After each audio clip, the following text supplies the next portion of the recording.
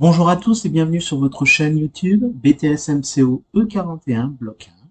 Vous êtes bien entendu sur le développement de la relation client et vente conseil et aujourd'hui nous allons voir le compte rendu d'activité numéro 1, assurer la veille informationnelle.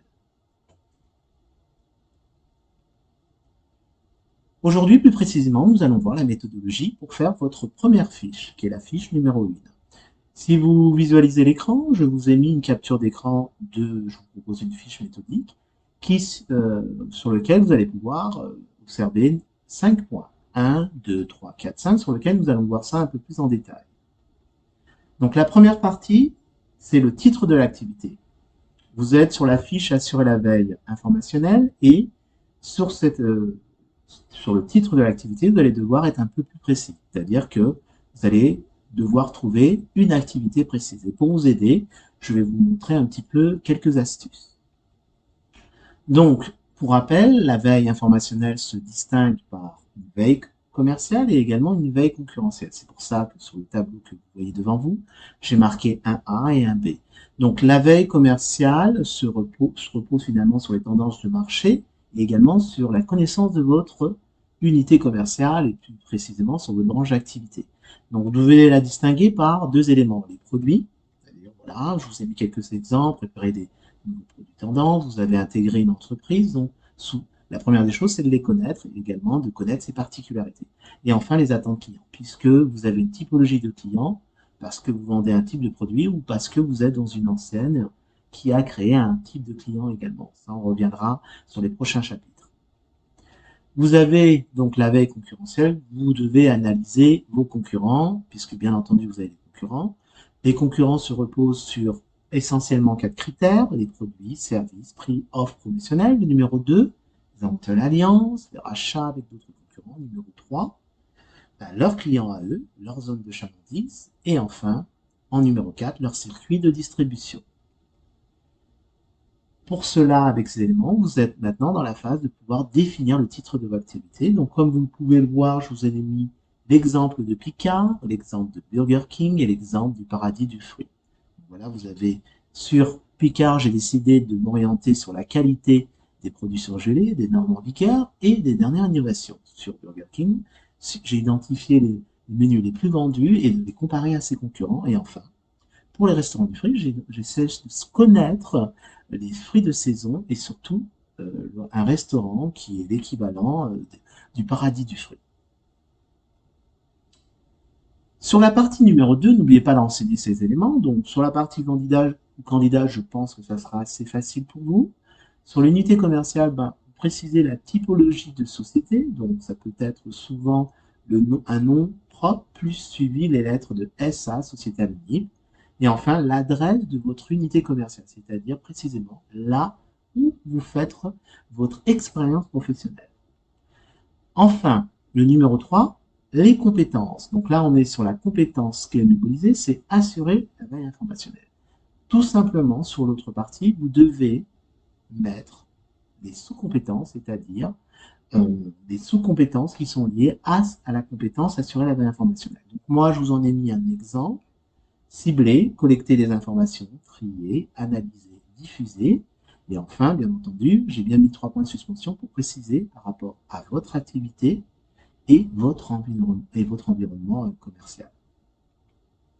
Le numéro 4, c'est le recours aux outils numériques. Là, vous listez, entre autres, les outils d'analyse de la concurrence et les outils de veille informationnelle.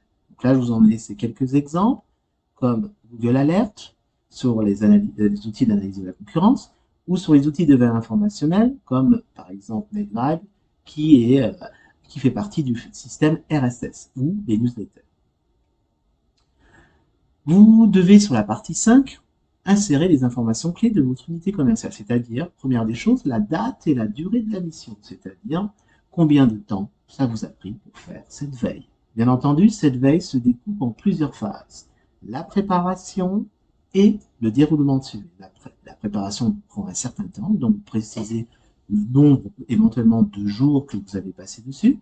Et le déroulement suivi, c'est-à-dire quand vous avez collecté les informations, quand vous les avez triées, quand vous les avez analysées et quand vous les avez tout simplement diffusées, si c'est le cas. Dans le contexte professionnel, c'est une sorte d'introduction. Vous rappelez qui vous êtes, dans quelle société vous êtes placé, sous quel format vous êtes de BTS, c'est-à-dire vous pouvez être en initiale ou en alternance, dans quel environnement de votre unité commerciale, et bien entendu, vous précisez des informations sur votre société brièvement, quelle branche d'activité. Enfin, nous passons aux objectifs poursuivis.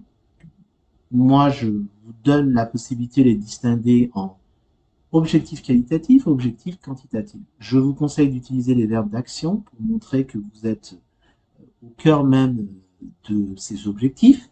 Dans les objectifs qualitatifs, vous posez pourquoi vous avez sélectionné ce produit pour faire la veille, c'est-à-dire quel intérêt qualitatif. Ça peut être au niveau de la situation client, ou peut-être propre au produit si c'est un produit qui se vend, ou si les éléments font quelque chose, se mettre ce produit phare en avant, ou peut-être pas.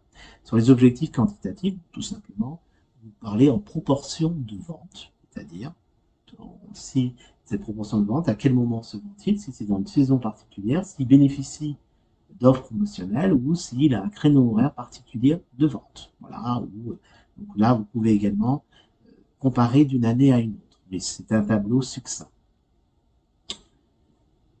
Également, vous devez préciser le degré d'autonomie. Donc là, c'est assez simple. Vous précisez si on vous a aidé ou pas et sur quelle partie on vous a aidé. Auquel cas, vous aurez donné peu d'informations. Ça sera à votre avantage si dans votre fiche c'est bien développé et on a vu une vraie veille informationnelle puisqu'on aura compris que vous avez fait une vraie preuve d'autonomie. Pour distinguer un petit peu les autres informations qui vous permettent finalement toutes les étapes de votre veille, je vous ai fait 3 colonnes, dont la méthodologie utilisée, et dans les moyens et les techniques mises en œuvre, et les annexes envisagées. Vous voyez que pour faire votre veille informationnelle, je vous ai distingué en 3 phases, préparation de l'activité. Donc moi j'ai mis la méthodologie ciblée et recherchée, donc je vous ai mis les moyens en face, et enfin les annexes, donc là je vous ai mis annexe 1.1 puisqu'on est sur la fiche numéro 1, les méthodologies des outils. Sur la, sur la phase numéro 2, excusez-moi, c'est l'exécution de l'activité, trier, donc là je vous ai mis les moyens, une proposition d'annexe, et enfin pour terminer, le suivi de l'activité, donc qui est analysé et diffusé, les moyens, et enfin l'annexe 1.3. Les moyens techniques mis en œuvre, donc là vous allez penser que c'est répétitif, mais là tout simplement il faut préciser pourquoi vous avez utilisé ces moyens, d'accord, qui correspond à la partie 2 du tableau que je vous ai montré précisément, quel a été l'intérêt pour vous d'utiliser ces moyens. Les résultats obtenus, de fait, vous pouvez le représenter de manière succincte et vous dites, d'où l'important d'être précis dans les phases, ça permettra de mettre des résultats. Vous pouvez mettre un tableau ou écrire ces tableaux de bord. Moi, je vous propose un tableau. Donc là, je vous ai mis résultats quantitatifs, résultats qualitatifs, hein, voilà, qui est lié à ce qui a été dit précisément. Je vous remercie. J'espère que cette petite méthodologie vous aura aidé et je vous souhaite, je vous souhaite une bonne réalisation de fiches et je vous dis à bientôt. C'était votre formateur, Monsieur le Maréchal Édouard. À bientôt, au revoir.